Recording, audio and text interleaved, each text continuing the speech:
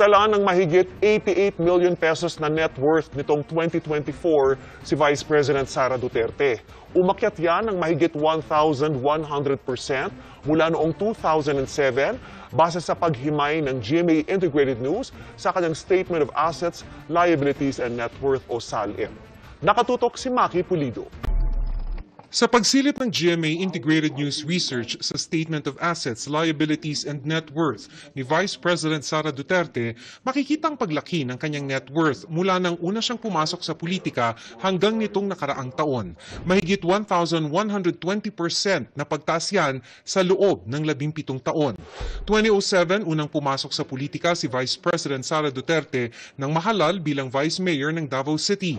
Sa kanyang Statement of Assets and Liabilities o SALN noon, nagdeklara siya ng real properties na nasa mahigit 3.7 million pesos, kabilang ang ilang lupa sa Davao City at condo sa Quezon City. Meron din siya noong personal properties na mahigit 5.4 million pesos at utang na nasa 2 million pesos. Kaya ang kanyang net worth noon lumalabas na nasa mahigit 7.2 million pesos. Nang maging mayor ng Davao City noong 2010, ang kanyang net worth umakyat sa mahigit 16.2 million pesos. Base yan sa dineklara niyang real properties na mahigit 10.8 million pesos, personal properties na mahigit 10.7 million pesos at liabilities na mahigit 5 milyong piso. Hindi sumabak sa politika si VP Sara noong 2013 pero muling nahalal na mayor ng Davao City noong 2016. Walang hawak na kopya ng SALN ni Duterte ang GMA Integrated News Research mula 2016 hanggang 2021.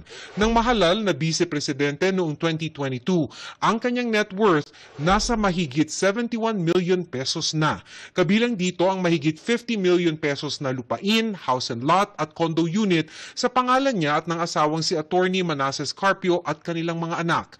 Meron din siyang personal properties na mahigit 23.8 million at mahigit 3.7 million pesos na liabilities.